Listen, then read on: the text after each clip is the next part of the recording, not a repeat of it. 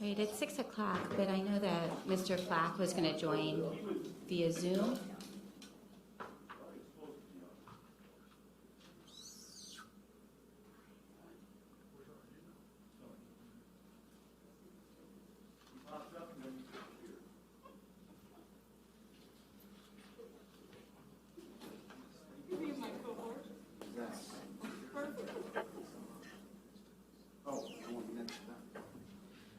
Mr. Self, would it be okay if we began, because we have some of those? Okay, and are you ready for us to begin? Yes, you're okay. Okay. Everybody ready? All right. Good evening. Welcome to the Manchester Community School Board of Trustees regular scheduled meeting. Welcome. We're going to begin with the Pledge of Allegiance. If you'll join me. I pledge allegiance to the flag.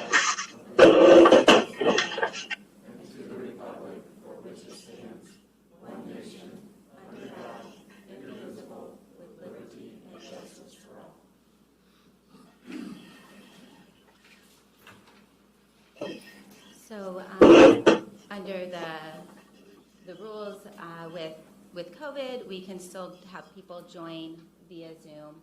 So I'm going to go ahead and take a roll call, and I believe that all of our votes again will be a roll call vote because there's some people joining via Zoom. Is that correct, Mr. Prince? Yes. All right. So I'm going to go ahead and do a roll call. Mr. Esposat?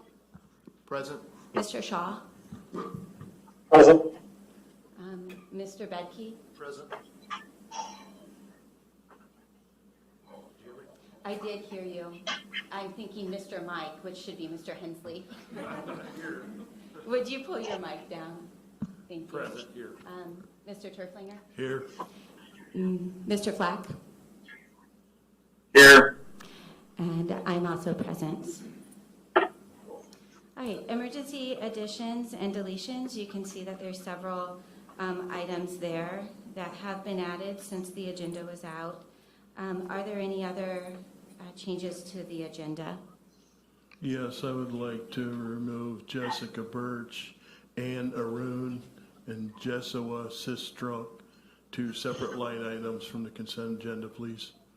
Okay. And just so everybody's aware, we have a consent agenda for routine items. And if a board member wants to remove somebody for discussion, they're welcome to do that at any time. So that's just what that piece means. I know there's some discussion about exactly what a consent agenda is. And it's just the reason why there's a consent agenda. You can see there's lots of things in it. And that's just to move along the meeting in an efficient and organized way. So we will move those 3 that you just requested as 3.5.1.4, 3.5.1.7, and 3.5.1.15 as separate items. Dr. Grimeau or Mr. Markham, are there any other additions or deletions? None to my knowledge. All right, thank you. All right, hearing of patrons, so if anyone wants to speak, you're welcome to take the mic. We do ask, the mic is 6 feet away, so we do ask that you remove your mask if you're speaking at the mic, just so that we can get our minutes accurate. So now's the time, hearing of the patrons.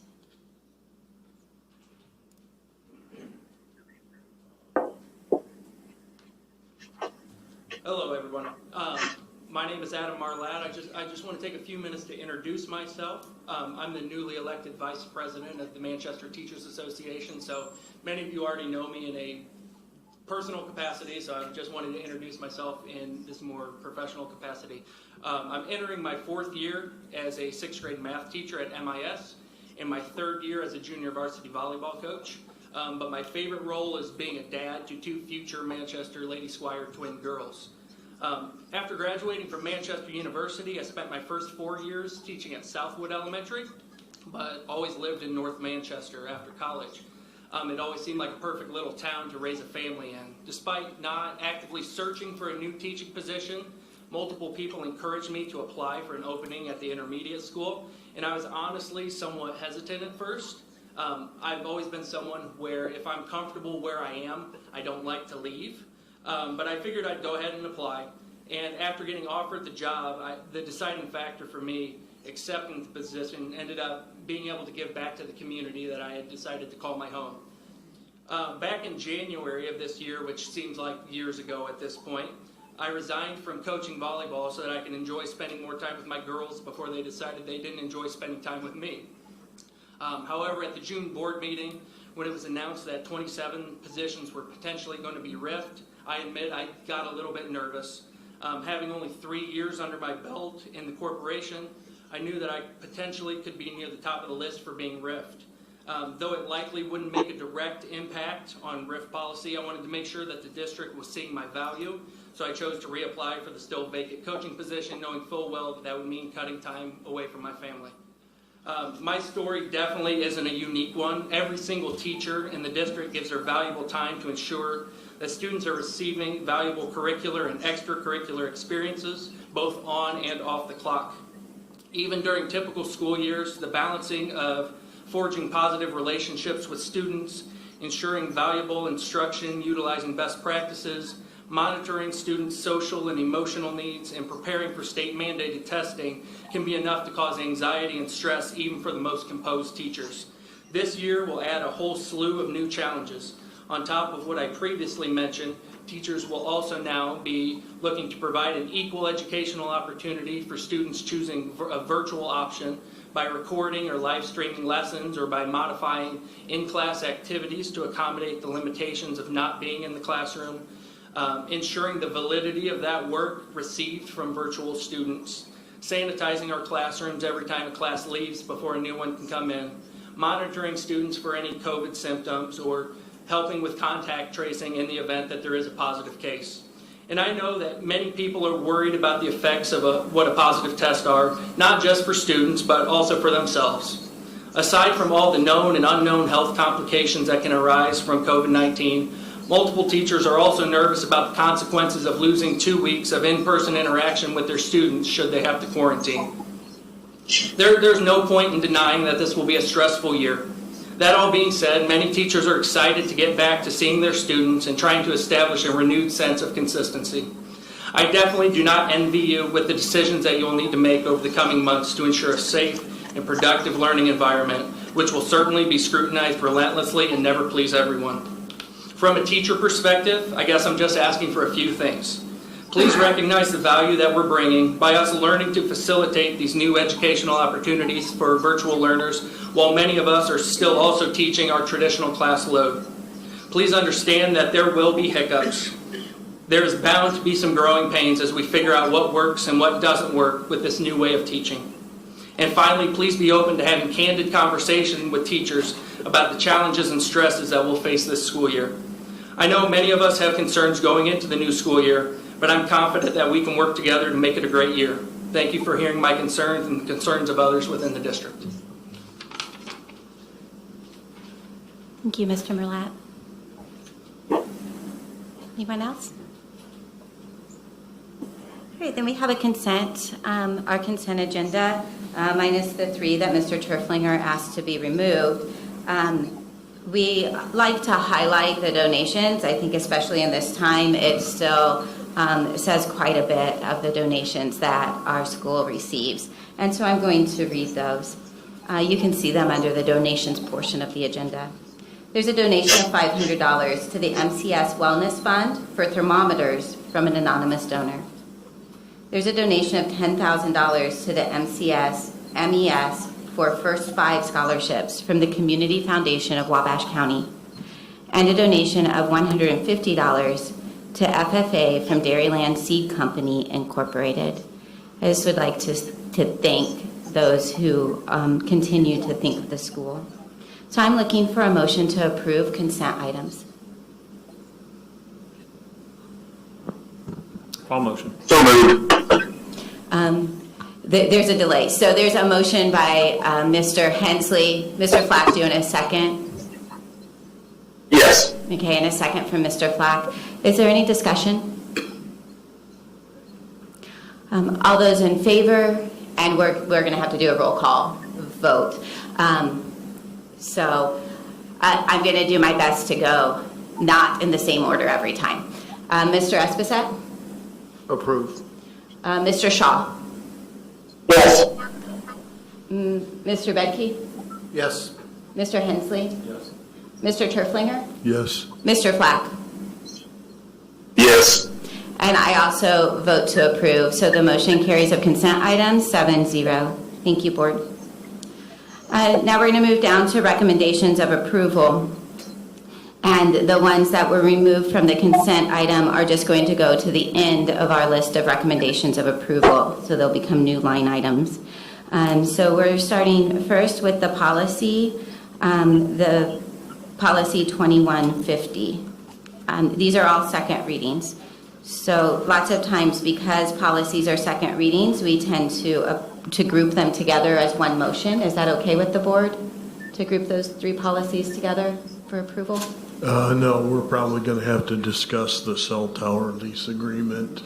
I would call your attention that the contract that's in the board packet is the incorrect one. Okay, so I was talking about 4.1, 4.2, and 4.3, the second readings of the policies to group Okay. together as a single motion. Is that It'd be okay? 4.4, yes. Okay. Everybody else is okay with that. So I'm looking for a motion to approve the second readings of policies 2150, 4045, and 4080. So moved. So motion by Mr. Flack. Is there a second? Second. Was that you, Mr. Turflinger? And a second by Mr. Turflinger. Is there any discussion? All those in favor, roll call vote. Mr. Shaw? Yes. Mr. Bedke? Yes. Mr. Hensley? Yes. Mr. Turflinger? Yes. Mr. Flack? Yes. I vote yes. Mr. Esposette? Yes. All right, motion carries 7-0. Thank you. All right, the next recommendation for approval is the approval of the cell tower lease agreement. I would make a motion to table that until next month. We don't have the correct information. We were supposed to get an updated packet with the new contract, and it didn't. I just looked, and it still got the old language in it. All right, I'm not quite sure what to do with the motion to table. We have the updated contract with the updated language, Yeah, but the one that's in the packet is not the one that the board read. the updated one. Okay. I can cover what the changes are and have them right here, the new contract for your viewing if you want to see it with the language. And just for the board, when we got the contract for the cell tower, some of the items in it were the 25 years. So the first 5 years with 4 5-year renewals, $1,300 a month in rent, with a 7.5% increase after each 5 years, the $2,500 signing bonus, and then some other items that weren't in the original contract that we sent. One language in there was tenant may install and maintain a paved or blacktopped roadway. We said we'd like that to say the tenant will install and maintain. So changing the word from may to will, that has been changed and is in the new contract that I have here. Also, language that granted MCS property solely of any easements. And then also language that tenant will remove all equipment and restore properties in natural original condition after the 25 years if there was no renewal beyond that point. And then also, we asked for the sub-metering clause to be removed from the contract, and it was removed. Did you cover the restoration of the easement? Yes, yeah, the easement would become property of MCS solely, and then the restoration, they would remove all equipment, restore property to the natural original condition. Like I said, I made a motion to table this until next month. I think the board needs to see the contract in its entirety with the revisions. Mr. Shaw, you're part of the FC committee. Jerry, so I didn't catch that. I thought we had asked for a change with the signing bonus. Did that? I know it was kind of in that one place. Did that get moved, or is that still where they had it? No, it's still there. It's the $2,500 one-time signing bonus. It's still in the contract. But was it only, was it like a 500 and then at one place and then Yeah, that is just they'll give us a $500 down payment once the contract is signed and they get the okay for everything. They just provide us $500 initially up front to have. But they didn't change that from the last version to the current version? Correct. That doesn't change. Okay. But the $2,500 signing bonus is a separate entity in the contract by in the rent section where it's $1,300 a month and $2,500 signing bonus. All right, so there's a motion on the table to table this until next month. Do I just ask for a second? Is there a second for that, to table this? Jeremy, is this is this the old one that's on the screen or the new one? That is probably the old one. And if you go to page 6, let's see, page 6, number 12.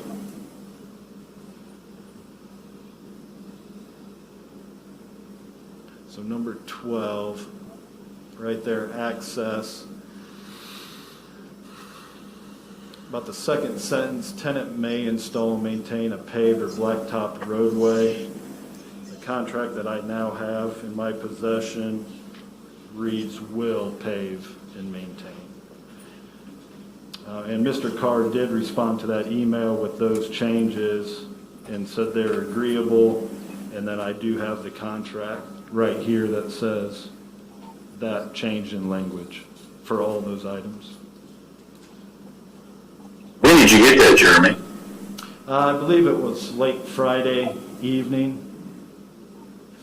Okay. So I apologize if I didn't get that to everyone or get it into that board packet. I had Steve Carr's okay with AT&T with that language, so. All right, so there's a motion on the table to table this contract until next month. Is there a second? Is there something missing? Yeah, it's right All right, there doesn't appear to be a second, so then I ask for a motion for approval. I'll second Dave's motion. Okay, so we have a motion to table this by Mr. Turflinger and a second by Mr. Hensley. Is there any discussion? Yeah, that's what I want. So what's missing between in that contract? What we want, I guess, from this. You guys in this committee did kind of put this together. So is there? We had a.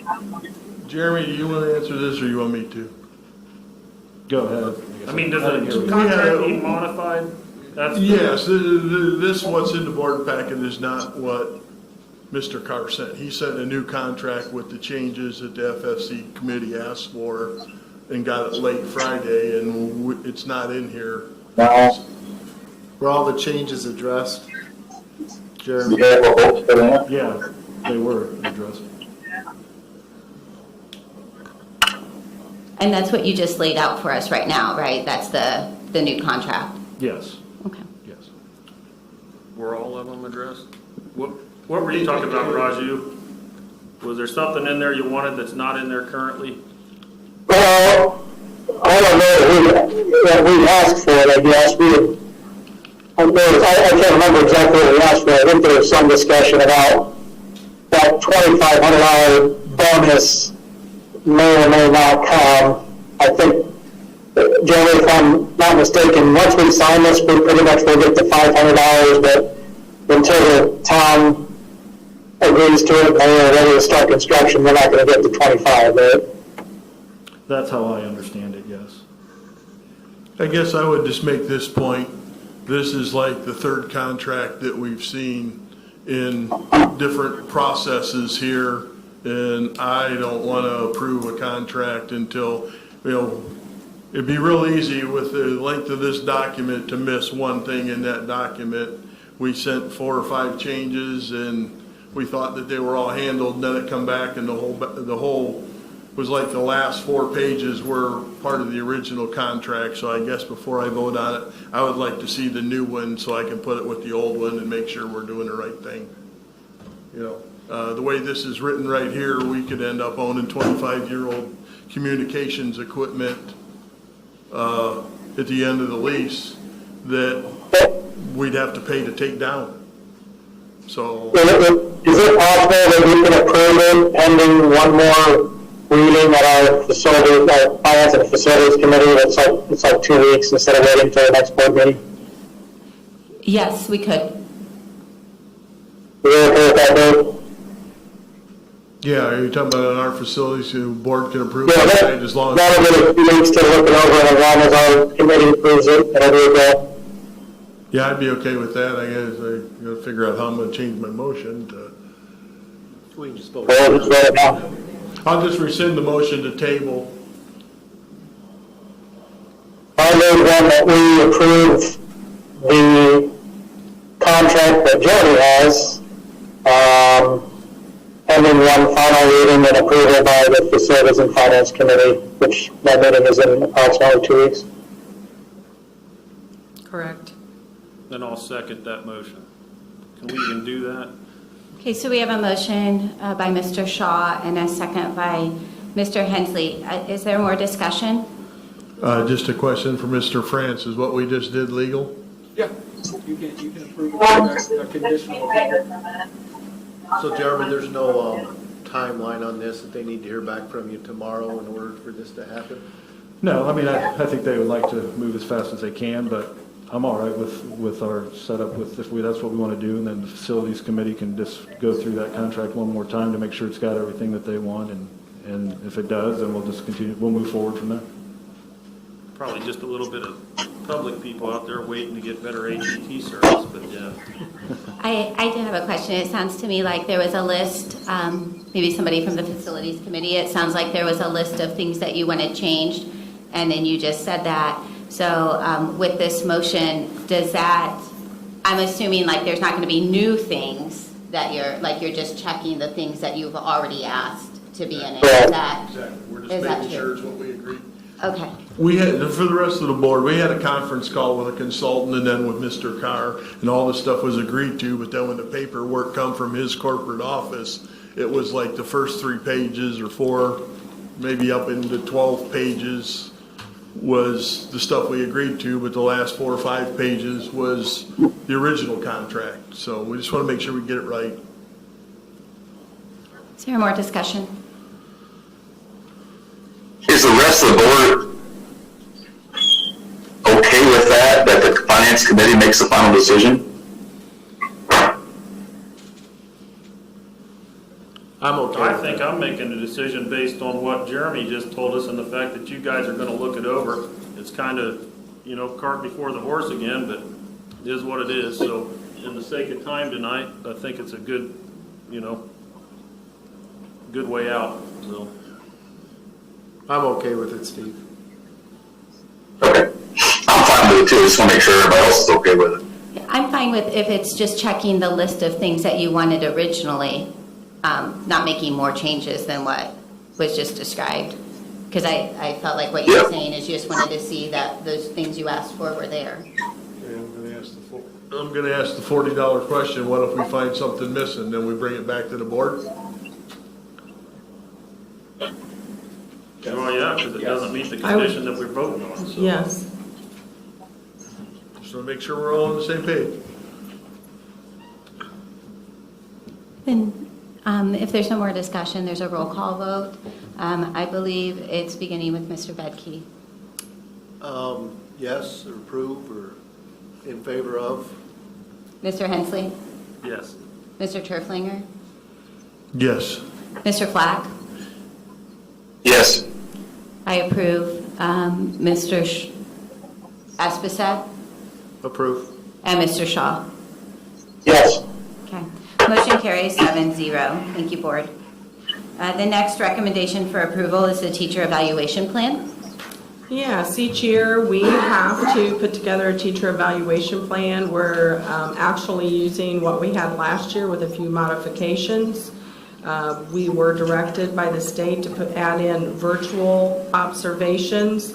So we did add in observations maybe in person or virtual. In-person observations will be conducted unless the teacher has a virtual-only class or requests a virtual observation. In the event that all teachers are required to implement virtual instruction, virtual observations may be implemented. We also changed the summated teacher evaluation scoring from 80% teacher effective rubric and 20% student goals. So that came out to our 100% for their summative teacher evaluation. Any questions? So I'm looking for a motion to approve the teacher evaluation plan. I'll move to approve. So moved. I'll second. Okay, we got a motion by Mr. Flack and a second by Mr. Esposette. Is there any discussion? Is the MTA okay with this? Yes, we sat down and they actually helped us with the language. Thank you. All right, then it's a roll call vote. I believe it begins with you, Mr. Hensley.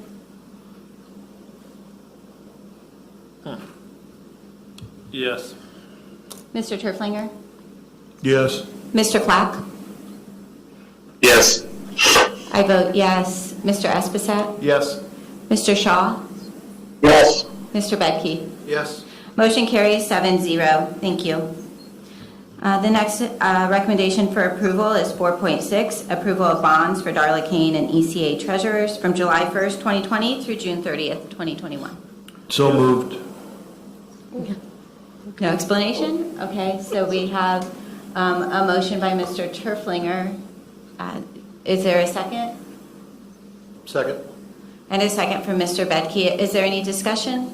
Yeah, Jeremy, what were you gonna, I like being educated a little bit. Oh, that's all right. What I were was you just gonna say, we're asking for your approval just to bond our treasurers that handle money for the corporation, and we do this on a yearly basis, so just seeking your approval for that this year. Any other discussion? All right, then, Mr. Turflinger? Yes. I vote yes. I'm sorry, I skipped you, Mr. Flack. Yes. I vote yes. Mr. Esposette? Yes. Mr. Shaw? Yes. Mr. Bedke? Yes. Mr. Hensley? Yes. Motion carries 7-0. Thank you, Board. 4.7, the ECA contract language.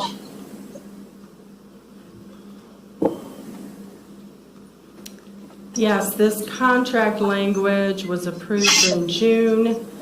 We have it up there on the screen. MTA has asked that we rescind that language. It was passed into policy to add to our ECA contracts. We need a discussion with the board, and like I said, MTA is requesting that we do rescind that language. So I'm looking for a motion to rescind the language of the ECA contract language. I'll make the motion. A motion by Mr. Esposette and a second from Mr. Flack. Is there any discussion? Yep. why do we have to do this prior to negotiations since it's in there? Can we not wait till after negotiations? Because here's what's gonna happen. We voted 5-0 in the last board meeting to approve this, and this clause is legal per our attorney. It's in about every contract I've signed, and it's in there, and I'm okay with, you know, if we want to negotiate different language in there during the negotiations, I'm fine with that. Why does it have to be rescinded prior to negotiations? Because what that does is, we voted on that on a total board. Now it's going to come down to 2 representatives on our board in that negotiation, or coming up with this terminology. Does it have to be done this evening?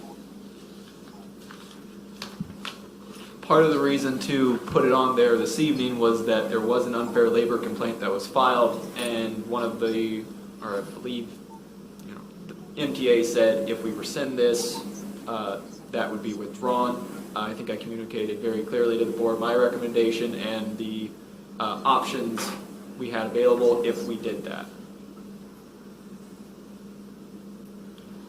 I guess my thoughts are, rescind it, use it during our negotiations, and be sure that they understand it.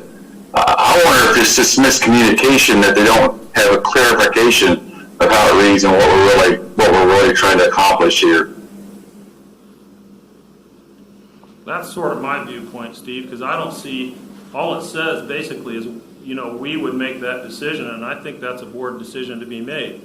So so part of it, you know, ECA contracts, you know, I guess that's your part, Mark, on the legal. Is that part of that? What are we going to do with that? You know, this whole thing makes me uncomfortable, to be honest with you. I mean, we voted this in 5-0. Now, okay, I can understand the MTA, but my question is not whether we rescind it or whatever the timing of it. Why is it important to do now? Just the grievances, or they've already filed, right? Yes, but it can be withdrawn. That would be the reason. Can it be withdrawn after negotiations? Now, we do these things, you know, these are little circus events to me, and then we get in the middle of this, and then all of a sudden, you know, we're backpedaling as a board, you know, and I don't care to do that. So we can vote on it, but from now on, you know, some of these things that are going on are just ridiculous. So, you know, we need to get things in order as to what we're doing here, and I understand, you know, I looked at the timeline that was sent, you know, so I'm not in the habit of doing things to undo them later when we're not thinking about it, and I don't understand with what's going on in our schools and with this virus, you know, how this is taking so much attention with everything else going on, you know, it just, again, you know, some of these things make my head spin. So I'm going to give you my point here is that we passed this 5-0, whether it was a partial board or not, and now the next meeting, we're going to talk about rescinding this and then leaving it up to negotiations in the MTA negotiations. I'm just not in agreement with it, so. One of the things I look at when I read this, I'm not an attorney or have any legal background, but it feels like it's a pretty sloppily written as I review it again. The question may, and then except for work already performed, is undefined. What does that look like? If we do create a stoppage, there's going to be a lot of clarity that's going to have to be created to actually make a decision if we decide to not pay ECA. And I think it can be much better defined and clear by rescinding it tonight and then rewriting it. Well, I guess I would look at it and say you could still rewrite it and clarify it later. I have no problem with that. But Yeah, I understand that point. I really did write it. Okay, here's my take on it. We came to the June meeting, and I think Mr. Flack's right. This is a communication problem. We didn't get this clause for almost a month after we asked for it. So a little history lesson. 2 winters ago, we paid the bus drivers and the paras for e-learn days. Board was above board. We paid all the employees during the COVID-19 shutdown. The board was above board. We paid all the coaches up until June 1, even though there was no spring sports. So I feel like we were above board. To me, all this clause says is we want the same rights that you want. That's why this was put in there. If we tender a contract, and Mr. France, you interrupt me if I say anything that's untrue. If we tender a contract to you and we prevent you from fulfilling that contract, we owe you. If we tender this contract without this clause and the state, the TRC, the ISHA steps in and says, sorry, no more sports for high school, then we owe it again because we don't have this clause. To me, this is kind of like I hire a contractor to put a roof on my house and he delivers the material and the next day a tornado blows my house away. I'm not going to pay that guy to put the roof on. Him and I are going to sit down and negotiate about who pays for the lost materials. His insurance company, my insurance company, do we split it? All this is asking for is the board to be able to sit down, and Mr. France explained it, and I'm not sure everybody heard it. He explained it in the June 16th meeting. It's $180,000 for coaching contracts. Practice has already started. So even if the state steps in and stops it tomorrow, we don't save $180,000 because the people that started football practice, the people that started soccer practice, they've already started. They have to be paid. They fulfilled part of their contract. What this does is allow us to negotiate that at that. To me, that's just like the tornado and the roofing contractor. There's nothing to negotiate here until, in my mind, until the season gets interrupted. This is just words on a piece of paper until we get interrupted and it's outside of our control. I think this was a communication problem. And I apologize to the MTA. We got this on the 15th of June. It was added on the June 16th as the agenda. So Because we were told the contracts were the board was told as a group, July 1 we were signing contracts and practice was starting July 6. We had no meeting scheduled between then. And again, it was a legal meeting and it was voted in 5-0. It's words on a piece of paper that just gives us the right, if something happens outside of our control, to sit down with the people that help coach our kids and help make our kids better people and be fair to both sides. So I think the point that maybe the MTA, looking at it from their perspective, I mean, Dave, you said something I thought was very important, is you would sit down and negotiate. And I think the MTA feels like they didn't get the opportunity to negotiate this language prior to it being put in place. According to our attorney, it's not negotiable. I understand that, but according to wanting to work with the MTA and be on the same team and pull in the same direction with the MTA, I think that's their perspective, is they didn't have the opportunity to negotiate that. And so I'm not saying we did anything legally wrong. I'm not saying, I mean, I guess that would be decided in the court of law if we choose to go this direction. But I'm just saying from their perspective, I understand they feel like they, and then correct me if I'm wrong, but that they didn't get the opportunity to negotiate that part of it. That's not our fault. I mean, the complaint got filed against the board. We did. I don't think we have to look at whose fault it is. But the it's situation not. we're in. I mean, I just think We made a decision as a board based on the information that we were given, did we not? I'm not arguing that whatsoever. You're absolutely right. It was a 5-0 vote. I was one of the 5. I mean, I'm not arguing that whatsoever. I'm saying from their perspective, they want to be part of that negotiation, just like you would with your contractor in the tornado example. So listen for a second, okay? I'm okay with negotiating it. If it's, that's the confusing part. If it's non-negotiable, why are you guys, why are we negotiating? Okay, fine. We need labor relations with MTA. We're all in this together. Okay, coaching, my dad died young. My coaches, some of my coaches, Led, Bent, Joe Sutton, those guys were like my father. So these guys deserve their money. We're the board, we make the decision if that gets paid or not, though. Okay? So go back to the point I just asked, and let's get at it, why, so you play poker? To me, we voted 5-0 for that clause, and I think that's a good clause. It's a solid business clause. It's in every contract you'll see. I don't care what industry you talk about. Okay, why is education any different? So my point here, do we need to rescind this, or can you two go into negotiations and negotiate this? Maybe we do this on a conditional vote. We'll rescind it, I'll rescind it if you come back something, negotiation that makes sense. But I'm gonna vote no on this because I'm not giving up my right to vote on this. And that's exactly what you're asking me to do. You're asking me to rescind what we voted on and to give that vote to the two people in that negotiating committee, and I'm not gonna do it. Now you guys can outvote me tonight, and that's fine. But if we're gonna start getting somewhere on this board, we're gonna have this, one thing is we do need to look at what goes wrong, and we need to fix it because it keeps going wrong. So I'm gonna kind of disagree with that. But all I'm asking is, why do we need to rescind this right now? Can we not go, negotiations is what, 2 weeks? Could we not see what comes out of that? Negotiations start September 15th, so it's a little longer than 2 Okay. weeks. So if I'm correct, we can't go till September 15th and have all these people working with no contract, right? Yes, Mr. we Frank? actually held on to the contracts once we heard from MTA and they wanted us to rescind it. So we held on to those contracts until the board had a chance to discuss it.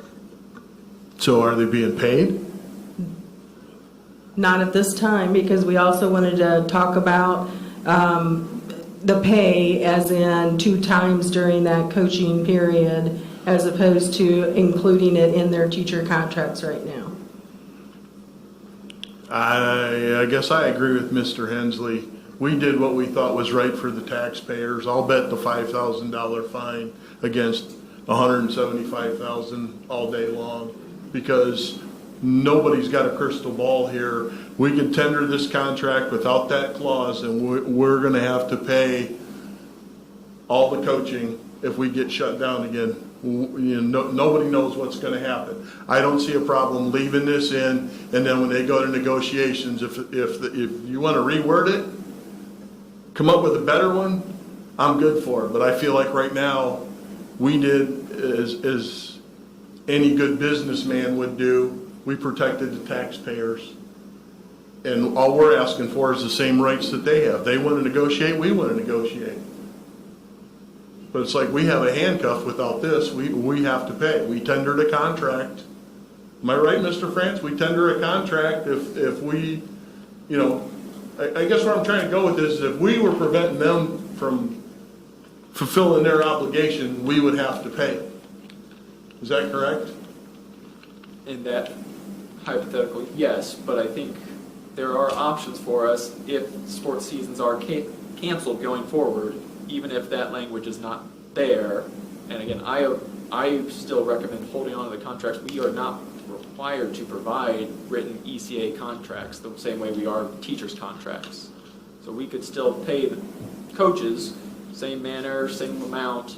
I mean, we have to pay them the same amount that we do without this. I don't know. I don't want to beat anybody out of anything, but I don't want to see the taxpayers get beat up either. So I get Who's Dave, to what say would- we're not gonna pay them anyway? It's about having the decision as a board to pay it or not. What are we here for? Fiscal responsibility and oversight. It just amazes me that we're spending this much time on this clause when what's going on right now out there's gotta be bigger issues people are worried about.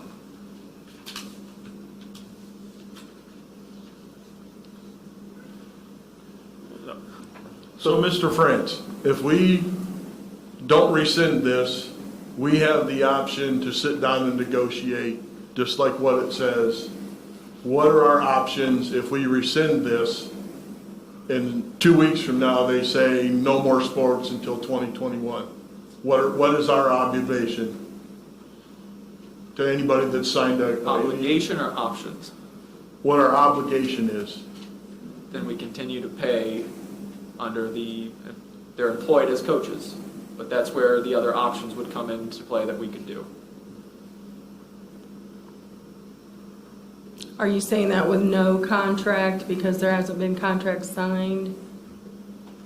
I think even if a written contract is signed, we still have the options, but Okay. not having the written contract doesn't, prevent or enhance our abilities. And this is my first go-around with a grievance, so excuse me if I'm asking a dumb question, but because they filed this and we have to go through this process, we're talking about legal fees and everything else to defend that. Is that correct? Yes. Okay.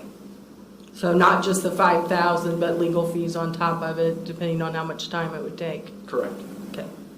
So, I have one additional comment. So putting all that aside, legal fees, and I understand where you're coming from, Dave, but I would disagree with, we do have big issues to deal with, and I think one of the biggest issues as a board that we have to deal with is our relationship with the MTA, and I think that, from my perspective, moving forward when they feel like they haven't been part of that negotiation is a big deal.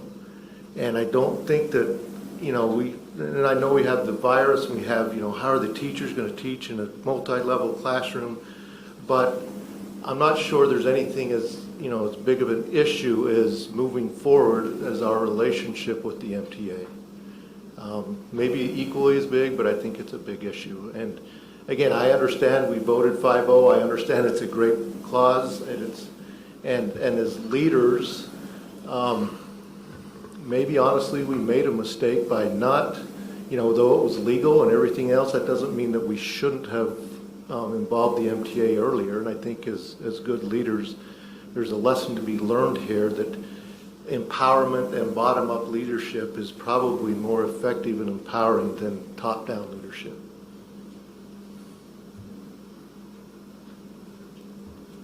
Back to what I asked. Does it have to be done tonight? That was my understanding from the email. Is the MTA's purpose to get rid of ECA contracts? No? I didn't see anything from the letter that Mrs. Slavkin sent us that would indicate that. Okay. Well, I'm done talking about it. I got another question. Mr. Huber stood up there and asked us to rescind this last month, and nobody said a word. Nobody bothered to tell us the contracts hadn't been signed on June the 6th. I come back to the point, this is a communication problem. Nobody wants to beat anybody out of anything. All we're trying to do is protect the taxpayers here and do what's fair. I've never beat anybody out of a nickel in my life, and I don't intend to start now. Way too late in the game for me. Like I said, I think we leave this in. I think when you guys start negotiating, if the wording needs to be changed, if percents need to be in, I'm good with any of that. But I can't predict the future any more than anybody else sitting in this room, and I'm not comfortable with it, and I won't vote for rescinding this. This could have been done last month, and here we are. We spent over a half an hour on this, and nobody said a word. Not one word was said last month. So here we are. I'll bet the 175,000 against a 5 or even 20.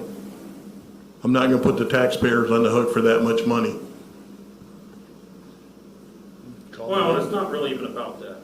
It's about who has the decision to make this. And it's not the MTA, it's the board.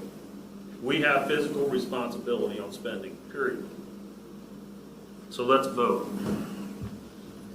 I feel like we've heard a lot from reasons to vote against the motion that's on the table, but I just want to make sure that if Mr. Shaw or Mr. Flack, who are joining us online, or Mr. Esposito has anything else to say, that they're heard as well. So is there any more discussion? Well, what I have to say really, I'm very frustrated by this in the fact that what I alluded to earlier about the communication aspect of it. And I don't mean to go back, but we can go back to when we had the riffing issue with the teachers, and MTA come in and threw a big tizzy about it at the meeting, and they weren't communicated with, and yet we were And then here we are at the last hour, we're gonna do something again. We filed this grievance against the board. And it saddens me because, in all the years I've been on the board and was board president, we had great communication and great open dialogue with MTA. And things were talked about and discussed, and if we had a question, we went to the superintendent or we went to our business manager and we talked about it and worked it out. I don't understand why that doesn't happen anymore. It just seems like, well, we're just going to file a grievance now. Or we're going to send a letter out because we're upset because we're not getting what we want. And if this thing can get any better moving forward, both sides, and I'm saying both sides just to say it, but I think the board's been so open-minded and so willing to negotiate and work with them that they need to come to us and say, hey, well, I don't understand this. Can we talk about it? Can we do something? Instead of waiting to the last hour and doing this kind of stuff. That's my 2 cents about it. I'm probably more frustrated about that than any of it. Thank you, Steve. One of the things I would add, if I remember how this came to the board, it was a policy from the board. It wasn't a policy from a committee or from our administration. This came straight from the board. So what I've witnessed publicly and privately is our administration works well with the MTA, and I think we lost that in this policy. And I think some of the breakdown, because we were communicating, they were talking to me about it, and you saw the timeline. I think one of the issues was, yes, they brought it to us June 27th, I want to say, 22nd, I don't remember off the top of my head, where they were telling me they wanted us to rescind it. Then they came to the July board meeting, and then spoke again on that and wanted it rescinded, but it was towards the end of the meeting. We couldn't add it onto the agenda at that point. So this is the next regular board meeting that we've had a chance to be able to do that. So I think some of that might be where the breakdown was at. So Jeremy and I kind of anticipated, that's why we held back on the contracts, because we knew that was coming. Didn't know that they were going to go ahead and file the grievance, but we sat down and talked through that. But I guess looking at it from their side, I understand where they're coming from. It's just, I don't know that they're necessarily against any language in there. It was just they didn't get the opportunity to talk about it. You tell me if I'm wrong, Heidi and Jeff, and because I've not heard that you're necessarily against what I think they were trying to do, but you just want an opportunity to be able to talk through it, correct? Nod. I think we can call the question. Take a vote.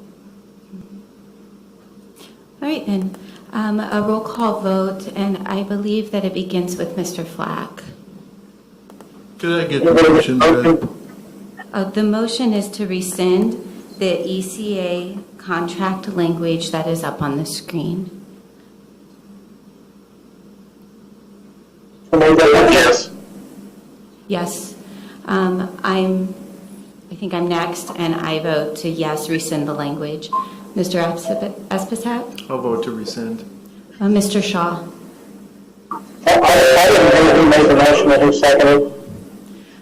Can you help me out? Who? Mr. think I made the Esposito motion. motioned, and I think Mr. Flack seconded. Is that right? Mr. Esposito motioned, and Mr. Flack seconded. Can't hear. You can't hear me? No, I think Raju was asking that, but you couldn't hear him, so I just. I know. Okay. Yeah, I'm going to vote no for rescinding. Okay. Mr. Bedke? Yes. Mr. Hensley? No. Mr. Turflinger? Absolutely no. All right, so the motion carries 4-3. Thank you for the discussion, board. So that contract language will be rescinded, MTA. The next item on our recommendations for approval are the line items that were moved out of consent agenda. So we have 4.8, Jessica Birch as the MJSHS junior high girls basketball coach. I'm looking for a motion of approval. I'll make a motion. Thank you, Mr. Hensley. Is there a second? Second. And a second from Mr. Bedke. Is there discussion? No discussion? Okay. I think that I begin, right? It's my turn to go first. I think so. So I vote yes to approve her. Mr. Esposito? Approved. Mr. Shaw? Yes. Mr. Bedke? Yes. Mr. Hensley? Yes. Mr. Turflinger? Abstain. And Mr. Flack? I think he's muted. He's getting some assistance there. Is it okay if he gives me a thumbs up? Would that be? It's gotta be Oh, it's oral. got to be oral.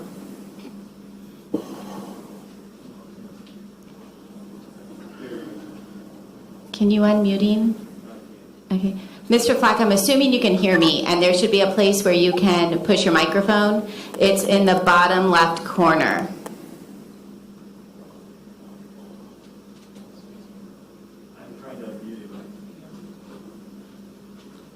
But Mr. Self isn't able to do it, so maybe there's something that's not working. So would I just say the motion carries with a 5-0? Oh, are you there, Mr. Flack?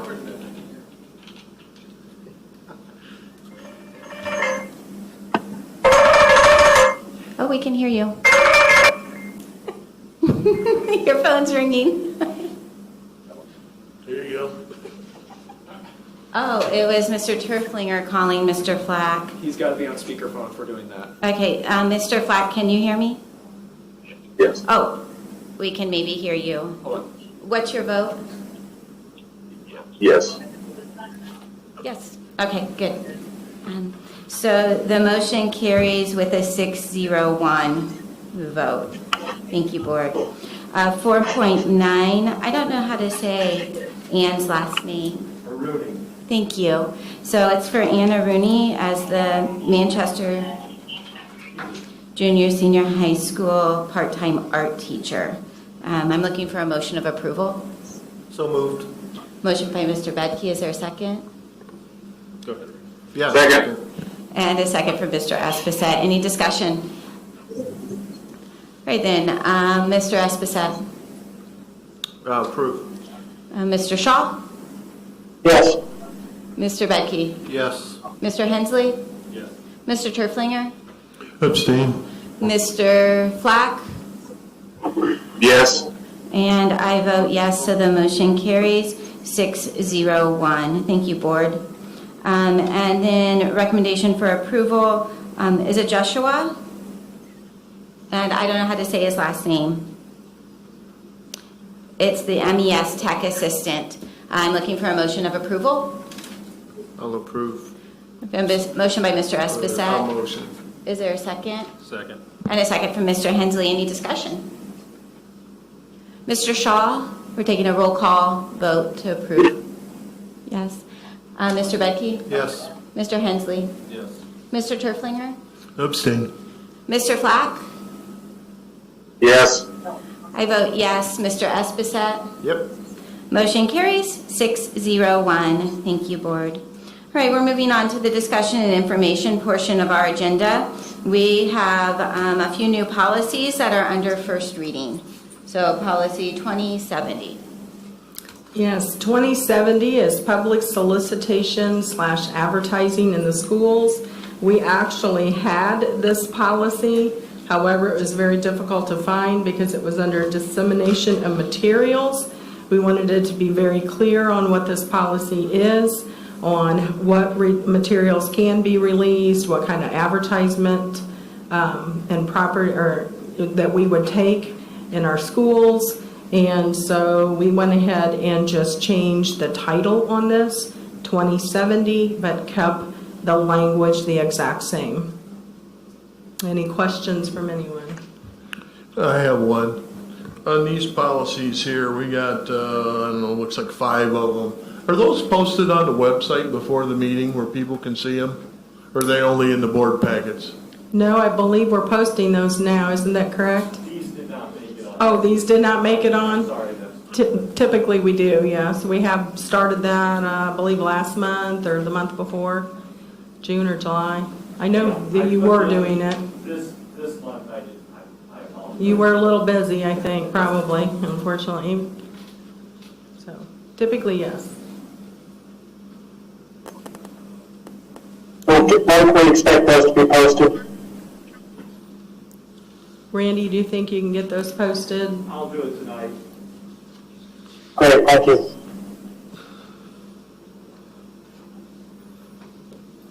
Any questions other than that? These are just discussion items, so we're not looking for a motion, seconds, none of that. It's just a discussion. Does anybody else have anything to say about the policies? All right, then policy 3110, tobacco-free campus. Yes, we had a tobacco policy. However, we're updating it to a tobacco-free campus policy. It includes vaping and some other interesting things that I've never heard of, hookah pens. But anyway, lighted and unlighted cigarettes also count. So it just lays out exactly what is expected on our campus when it comes to tobacco. Any questions?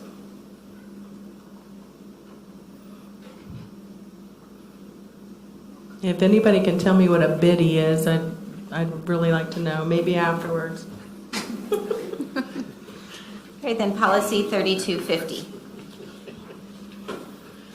Okay, 3250 is telework, and it's giving us guidelines on how we can assign telework and what that means, maybe similar to what we had here in the spring. There's some positions that can telework, there's some that are not, some that you cannot. It's really on a case-by-case basis on what that looks like and what is allowable. So, any questions on teleworking? I have several.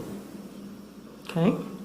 Did the policy committee write this, review this? No, this was written from ISBA, it came from them. Well, seeing as how it didn't get posted on the website, and I got some real issues with some of the wording in this. I think this needs to go back.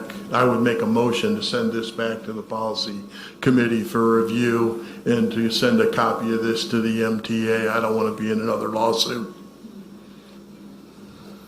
Okay, could you do us a favor? I mean, these are going to get posted because this is the first reading, so they'll have a month that they'll be posted. So could you mark up what you have questions about and resubmit them to us, and then we will look it over again.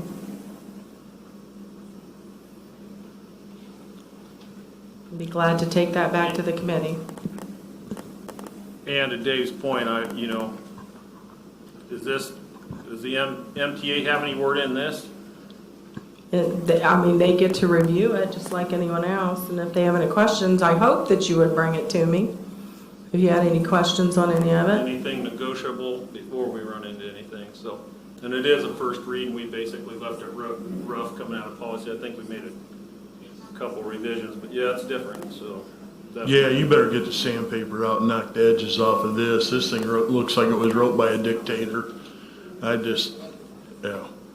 Can I give a copy of this to the MTA? Certainly. I mean, it's They've got it. public policy, it's. We get them after the school board. Well, they should be posted, but Yeah. unfortunately, we didn't get that taken Yes, care this of, is the first so. read, so. Yeah, like I said, I think this needs to go back to the policy committee before it comes for a first reading. This is, Well, and I just ask that you give us some specifics of what it is that you're looking for so that we can discuss it. there are no grievance and appeal rights regarding this process. That one jumps right off the page. That's the last line. After what we just spent a half an hour and 45 minutes talking about, this is about communication, and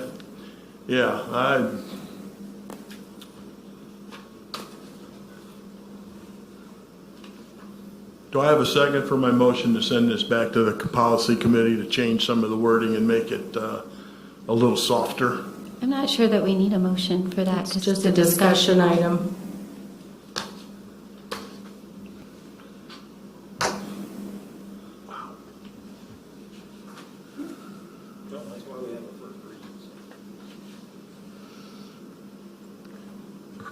Any other discussion on that? Okay, then, Mr. Hensley, do you have a legislative update? No, I think there's some, just sort of got on a regional legislative committee to look at different legislation, and some may, some of that from a legislative perspective. I think that the thing going on now that we've all been discussing is the pay for online, and the governor, again, committed to not only keeping our budgets the same, right, but increasing them here in the next couple of years. So, I know we had a letter from one of the legislators, I won't name who it was, about, live school, the whole, and that's a national push, right, to bring kids back into school. And they're trying to couple that with the 15%, but I don't know where I don't think that's going anywhere. So, I again appreciate the efforts of those people funding us. That's all I can say. I don't know what stipulations will come without those budget cuts. If there's going to be different stipulations that we have to do for that, but I imagine that quite a bit of that's going to be centered around this COVID and getting through it. So that's pretty much it. There was a ruling in Florida. Not to bring that up, but so people can. Basically, the law is spoken, and we'll follow the law in the school system. So, other than that, not a lot. Should be interesting how things unfold, and yeah, legislation protection against COVID for companies, and I'd imagine that's going to affect the schools and the teachers and everyone else that works in it. One thing to clarify, value adders, when I say that, I mean teachers, I mean bus drivers, the food service people, the people that touch our kids on a daily basis, basically raise them for us, in a way during those 8-9 hours that they're in school. So other than that, I think that, the legislation's been fairly friendly to public education. We all should be thankful for that, so. Thank you. Is there a Heartland update, Mr. Turklinger? Yes, I apologize to the board. I've been pretty busy lately. I didn't get a chance to get this to Dr. Grimaud to get it put on the agenda, but last month I announced that 7 of our CDL class that Mr. Flack helped get started had graduated and received their CDL driver's licenses. And I'm not at liberty to divulge the company's name, but a local company in the trucking business was so excited about it that they created some intra-state routes. You have to be 21 years old to cross state lines. So they created some intra-state routes and have contacted Mr.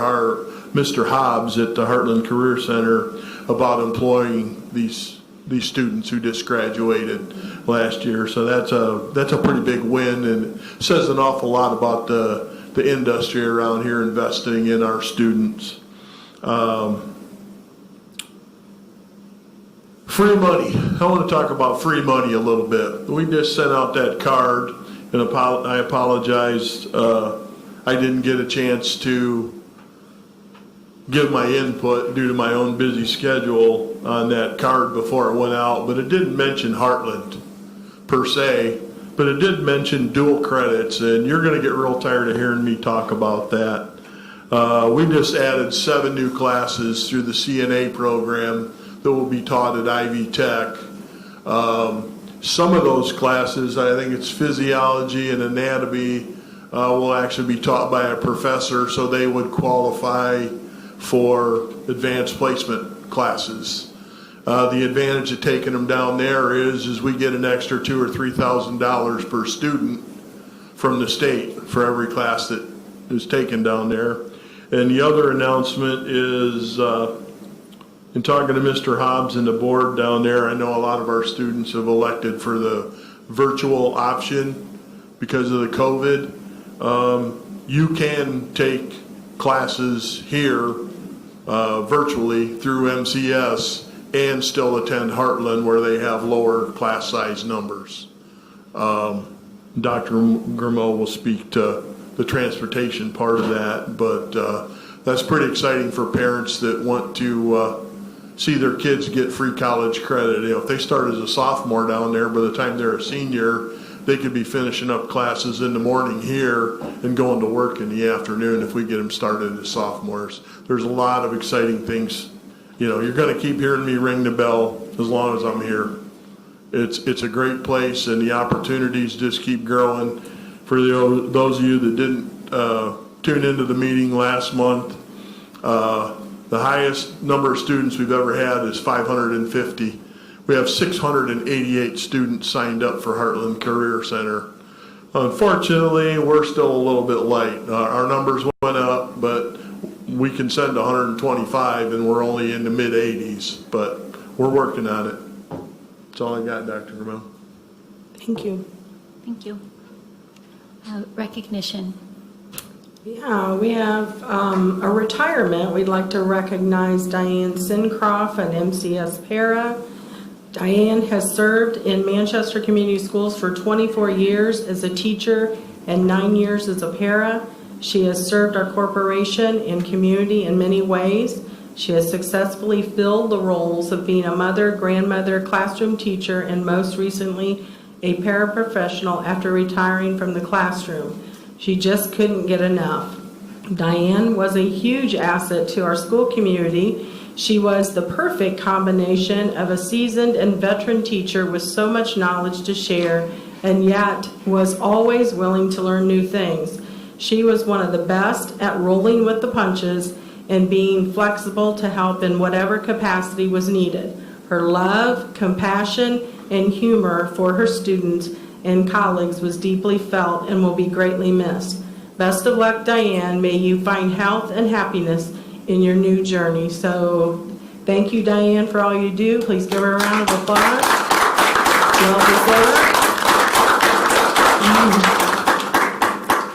Also, just want to recognize our teachers, our support staff, administrative staff, all beginning a new school year tomorrow. We're all thinking, why are we sitting right here right now when I have so much work to do?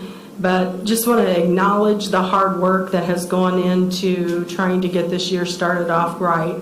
Lots of re-entry plans and procedures. Everything that we're doing, we're having to rethink and change, and a lot of time and effort has been put into that. And it's going to be a difficult year. We know that, with things starting out so differently for us. But we're just asking for all of our employees to give one another grace. We're asking that of the board as well, to give us some grace. And also our parents. You know, we have a lot of changes coming up with our virtual learning, and we're not going to be perfect at it at first. And we know that it's going to take some trial and error. So we're just asking for your patience to work with us and help us through this. But I'm so, so proud of all of our teachers, our staff, our administrators, our counselors, on and on and on, that have stepped up and went above and beyond. And there's a lot of anxiety, but there's also a lot of excitement about having our students back. And I just want to acknowledge that all that hard work that has went in has not gone unnoticed, and we appreciate all of your efforts. Thank you. Are there any patron comments? If so, I ask that you would go up to the podium, remove your mask since you're 6 feet away if you're comfortable doing so we can get a good recording. So right now is time for patron comments.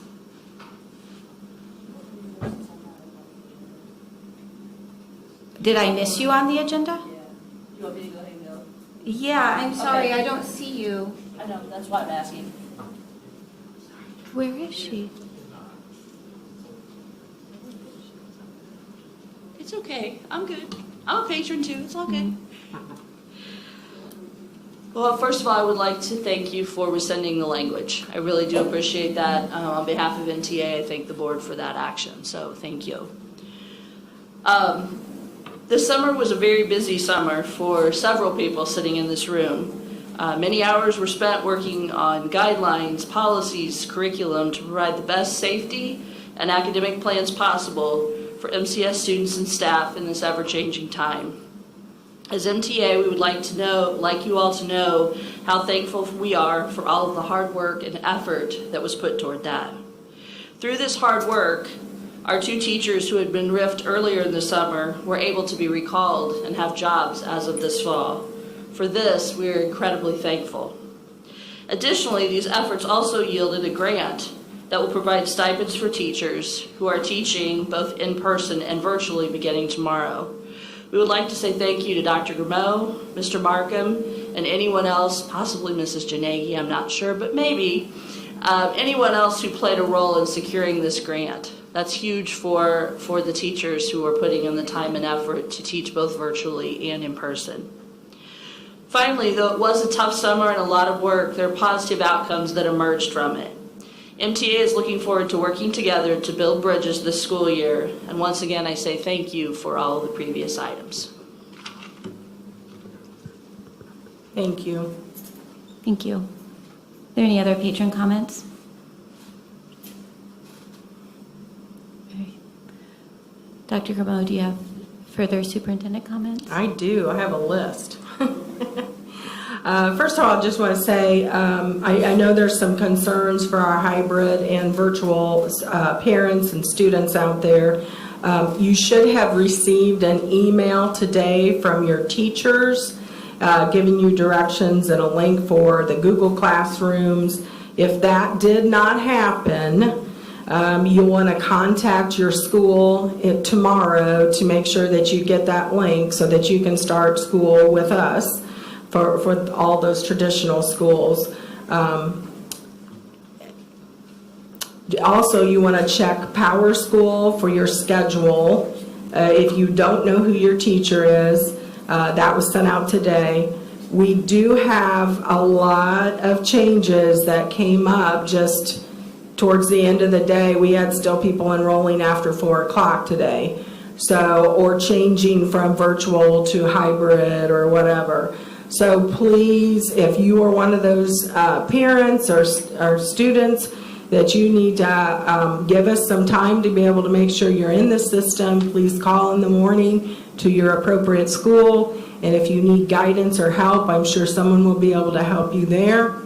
If you can't get through to them, please call our remote learning coordinator here at the MAO office. I'll get it out here. And so we can make sure that you get what you need. Also, Heartland, anybody that is signed up as a virtual student and wants to be part of Heartland, they certainly could ride the bus. They can catch the bus here in the morning and ride over and then ride back. That's certainly fine. But if they miss it, they're going to have to get their own transportation. We're not going to transport during the day to your home. So if you're able to catch that Heartland bus, you're more than welcome to ride it. So certainly call the school and make those arrangements so we know that you are part of that, those students that want to ride that bus. Also, today it was brought to our attention that our agenda was not posted on the website, and unfortunately it was just an oversight. We've been drowning, and that's what I'm talking about, that grace. So I appreciate that you give us that grace. Unfortunately, we didn't get it posted. We did get it posted later this afternoon, but it was not on time, and I apologize. I'll take full responsibility for that. Just want to thank all of those people that are donating to us and helping all of our programs. We appreciate it now more than ever to get those donations when we know that times are tight for a lot of people, so we do appreciate that. The other thing that I wanted to share with you and the board was that we did get a grant. MTA kind of got ahead of me a little bit, but we did get a grant for teachers, $144,000 to be able to supply stipends for those that are doing both traditional and remote learning. If they're having to do double duties there, We were able to get them a stipend. We still haven't got the procedures and everything worked out, so we didn't bring it to the board for approval, but we wanted you to be aware of what it was. It was part of the CARES Act, 10% set-aside money, and that's all we asked for. We thought it was a long shot. We didn't think we'd even get it, but we were very excited when we got it at the very end of the day on Friday. So really pleased. Hopefully the teachers are pleased about that as well. So that's all I have. Thank you. Thank you. There's two school board comments. I have a question. When did it change from, I know I asked the question, I can't remember what meeting it was in. I know it was in a public meeting.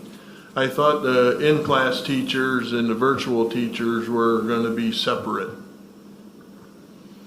They are at MES. At MIS, they're doing supposedly one recording today. If somebody's in the office, I'm sitting here that I'm saying it incorrectly.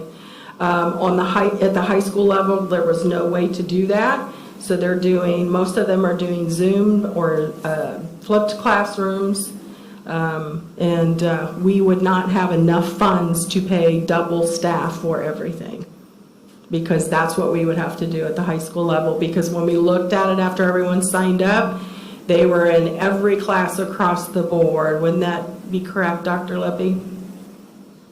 Yeah, that's sure. It wasn't what we thought back in June or May. It just turned into that. And so here's the thing. We've handed the teachers a very tough task. We really have. And they're stepping up. And it's not getting overlooked by me and the office team and central office. So, and that doesn't just go for my team. That's MIS bill, I think, is looking at some of that too. So it's tough. It's tough to see that. You can't go back and tell the public, hey, we changed our minds. It's already out there, right? So here's the thing. I told these guys this yesterday. If this can be done, we got the team to do it. It is an awesome team. Can I stop you for just a second? We're online and virtual. Would you mind going to the podium and saying that again? I think the public needs to hear it, if you don't mind.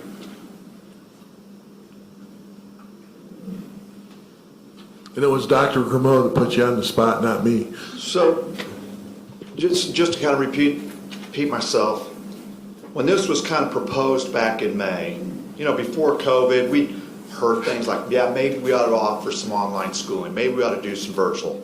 We're customer services. We are community servants. So nobody really knew what that looked like. I don't think anybody realized the road that we were going to go down, right?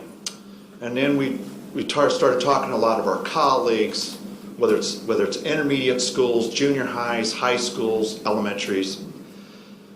And what's happening is, parents want their kids in school for the most part. But there's also some that just have a little different preference. And so you've got to adjust with what your consumer wants. I mean, they're the customer. And we're trying to serve the customer. And so we have some people that feel like they can be in school for a little bit. So that's our hybrid people. We have some people that feel like they can, really just, they don't feel like with some family members, they want to take that risk. So they're going virtual, and certainly we're going to honor that. And then we've got a lot that want to be here. And we heard that a lot. Like, I think, 85% are going to show up. And that's with the variables that we have in place now. Things could change. Nobody really knows what's going to happen tomorrow.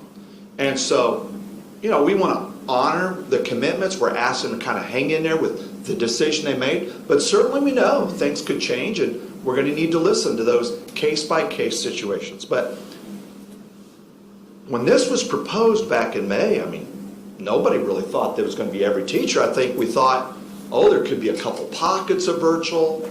Maybe, maybe we'll have a couple electives over here. Maybe we do some core. Is it going to be more seniors and juniors? When the data started coming in, it was like I lost all the blood from my head. It was like, oh my gosh, it is completely spread out. It is as almost a perfect a dispersion as what you could imagine. You couldn't have picked it to be more dispersed. There was really no trends. It was every subject, core, elective, everything was impacted by virtual and hybrid learners. It really was. And so then what are you seeing? Well, you know, we've hired a remote coordinator, and I think he's going to do a fantastic job. Alex Brandy, when he comes back, we're happy to have him. He's got a great skill set. But Alex, he's not a calculus teacher. He's not a physics teacher. He's really good at history, you know, and he's got a diverse technology set, skill set. But, you know, he can't teach art probably as well as Hannah Burnworth. And he probably doesn't know chemistry like our new chemistry teacher, Leah Hunt. So we had to reach back out to the teachers. And we're like, we need you. And it's a tough pill. It was like, that's a tough one to swallow. Teach 6 classes, try to support all these online virtual learners. It looks like at least, 6, 7, maybe 10 to 15 per teacher. How are we going to do that? And then about 3 weeks ago, I'm realizing, you know, they've got one device, and so we've got to look at getting some webcams and maybe a Chromebook to associate with that. All along the way, you know, we worked together, and I told them on Monday when I just can't think of a better team to try to take this on, and they're rolling with the punches. And how much training have we had on this? Nil. We're going to get some, but they're entering this week, and not much training there. So, but that's what we had to do, and I think they realize that too. You know, all the schools around us are offering that, and so, you know, we don't want to lose our kids. We don't want parents to look at the other border. We want to keep them here, and so I can't tell you how proud I am of all the teachers in the system, and certainly my team, because we got a lot of work ahead of us. And here's the other thing, I'm asking for some grace. And I hear, you know, we've got this plan. You want us to roll out the strategic plan, and we got this new thing, school improvement plan. And I don't know if you've seen much of this, Ruth, at Wawasee, but that is a mountain coming in September. It's completely different. And so we've got to throw all of our efforts. I'm going to need your help. Each building principal is going to need some teachers to step up and help us with that. So I'm asking for some grace on that strategic plan. I mean, we may be looking at October. I know we said September, but we have the school improvement plan that's due September 15, and that's going to take a lot of efforts on top of 6 periods a day, on top of all this virtual learning. And we're going to get good at this. Why? Because these guys are professionals. They're unbelievable. And I get to work with them every day, and I'm happy about that. So, thank you. Hang on a second. I heard you say that you're going to get the training, and I think everybody here is willing to give you the grace. What I'm going to ask for, and I guess I'm putting you on the spot. Are we going to do some e-learn days to get this training in? How, you know, we can't wait till October or November to do the training. What I'm hearing you say is we need to do this now. So I guess what I'm asking is, and maybe the question should be to Dr. Grimeau, but how are we going to get there? I can help address that. So we've got, and I know this is kind of, we're bringing us up to speed as a system, and it's certainly something we want to continue to push resources to. But we have these things established at the junior, senior high school. I know they're becoming established more at MIS and MES, these professional learning communities. And that's the framework for continuous school improvement. We lean on each other. We share great ideas. There's gold in every classroom. And sometimes when you build up silos, you don't always get to share those great ideas. Well, we've kind of established a way to do that. And so Sue, I know, is putting together some PD. I think it's with one of the university professors, from what I understood. Yes, it's coming up. Just It was couldn't bring actually them on supposed to be. We tried to get them sooner. It ended up not working that way. Certainly, we wish we could have done that over the summer. But I think we've got ideas of how to push this in. And I don't want to overstep my bounds for teachers, but I think that they really want to be in front of the kids. And so if I can keep from, you know, pulling them out of classes for a whole day, they're already preparing these e-learning or virtual or online hybrid lessons. We want to try to find a way to do this and keep them in their classes. Now, there's opportunities where teachers could say, I would be willing to do that and step out of the classroom, but we have to be cognizant of that. That isn't always the best thing for a teacher to pull them away from the kids. Sometimes that's harder, that's more work. And so, but here's the thing. They're flexible, they're taking one for the team, there's no question. I know we got a grant, that helps, no question. I was really happy for them that they got that grant because they're going to earn it. They're going to earn all that $1,500 or more, whatever it ends up being per teacher. But here's the thing. We'll work that out. We've always have worked that out at the building and central office level. So, and I know that if whatever PD they need, we'll get them. Well, actually, we already have it lined up, and I believe we're given stipends for that. Okay. Yeah, we already had that lined up and ready to go. It was supposed to happen before school, but then the instructors couldn't make it work. They did get videos on how to upload to YouTube. I think that was all actually, I was in a lot of classrooms over the last 2 days, and a lot of that was happening. They're already familiar with Zoom. They already have those licensed, so they know how to do that. They got extra cameras, many of them Chromebooks, so that they can do a lot of the videoing. So there's a lot of things they were working out together. I think the first day there was some tears in some places, but after that, everybody I've walked into all had a positive attitude and is ready to go, and have just decided we're going to figure this out, and they're ready to move forward. So yes, very impressed with the classrooms I've been in the last couple of days. Here's another thing. We're pushing them out of their comfort zone, and I know some people are at different levels of this, and some are doing more than others, but they're willing to take these risks. They're willing to go outside their comfort zone, and it's hard. It's hard to hear some of the. It seems like we're a little bit down on them. I'm not. I just want to tell you, I'm so proud of them, and so guys, I get to see this every day. Please trust in your teaching staff. They're going to do a great job. There's a hard work ahead of us, and we need to build them up. It's a tough job right now. We're asking, and that's let alone all the extra cleaning, and we don't know what that looks like tomorrow, and trying to keep social distance, and we don't want to all become the mask police, but we know we're going to have to do some of that, and I'm going to need their help in that too. So I'm really, really just pleased to work with this group. You made a really good point right there, and I'm going to make an example out of it. You get to see this every day. We don't. This was excellent information, and I thank you. I'm happy to give it to you. I'm honored. Well, and to your point, the strategic plan, why do you have a plan? It's to execute. So if that strategic plan is that painful, we're doing it wrong. That's all I can tell you. And if we fail, and don't forget our mission here is knowledge transfer into our future generations. So with all the feelings aside, that's what I'm worried about. So one way or another, we got to get the cart before the horse here, because we're constantly running into these things because we don't have a plan. And that plan is very easily to put together in a couple days, 2 days, easily. So, and there's other ways of doing it, Let me ask this question. So, we're going to go back to school. You know what happens. Here comes a cold, who comes the flu. We're going to have an outbreak. You can guarantee we're going to have kids and staff with COVID. And I'd ask the public to use common sense, because I think everybody in the country is going to face this.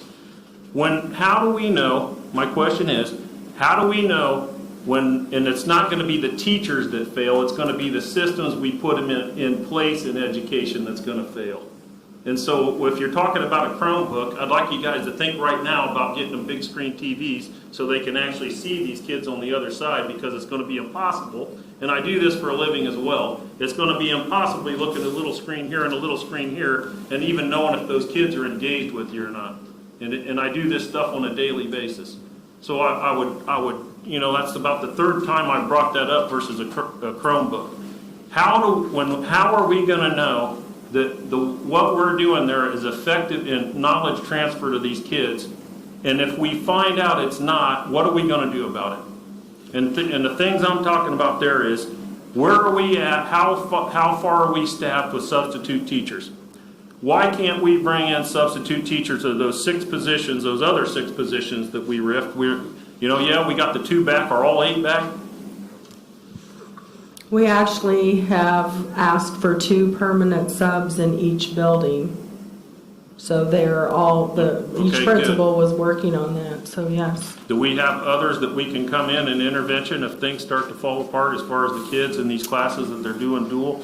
Well, we hope so, but we don't know how deep that goes because we get all of our substitutes through Region 8. Some have chosen not to do it. Some are still there. As far as we know, we are good to go. It just depends on who pulls them first, whether we'll have enough for our corporation or not. Okay, my concern is capacity, because if you get, let's say we get 10 teachers with COVID and they're out, do we have a backup plan for that? Because we can't think about that when it happens. We need to be thinking about that now. We realize that, and we've had lots of conversations about that. Okay. I didn't hear an answer to the question. Did we call back the 6 open positions or not? We did not. We do not because we don't have a need for the numbers. We are still down several students, over 100 students, so there was not a need for those positions at this time. Well, I guess raising class size numbers in the middle of a global pandemic doesn't make a whole lot of sense to me when we look at these resignations and the people my age and the 35 and 40-year-olds. You know, we start into this 2-3 weeks and get shut down. They may end up resigning too. I guess I'm going to echo Mr. Hensley's. We need a backup plan here. We're just trying to be fiscally responsible and look at the numbers of each classroom and make sure that it's not too large. So. At what price? Are there any other school board comments? I want to express my gratitude to all the MCS employees. We're all in situations at different levels, trying to plan and create experiences in a very tough time. So I know tomorrow's going to be emotional for a lot of students. It's going to be emotional for a lot of teachers and administrators and support staff. Excuse me. So my thoughts are with everyone. I would like to echo that gratitude. Administrators, I know you did not get a summer vacation, maybe a day or 2, and you're going in probably a little exhausted because the reentry plan, just to make a reentry plan over and over again, right, was difficult. And thank you for the work. And teachers, like, what a weird start of the school year, right? Can we call it anything else than very weird with a capital V and a capital W? But you know what? When the rubber hits the road, we're going to be there tomorrow. We're going to be smiling, and they'll see it in our eyes. And I just am so grateful that you're willing to open the school year in a traditional way, and that you're willing to go online and to meet kids where they are. And what I'm hearing from friends around the state who have already started is like the kids are the best ever because they're so excited to be there. And I thought, well, if that's happening other places, it'll totally happen here. And so I love the first day of school, and it's very strange, and I bet it's still going to be very good. So thank you for all the work that you do. I think the school board. Did you have anything, Mr. Bedke, or you? No. All right, then we're going to go ahead and adjourn the meeting, and I hope you, well, I was going to say sleep well, but first day of school, like, I hope you don't sleep much at all because you're just so excited about tomorrow. At least that was always my problem. So anyway, have a great evening. Thanks for coming. Board, thank you for a good meeting, and let's have a good evening.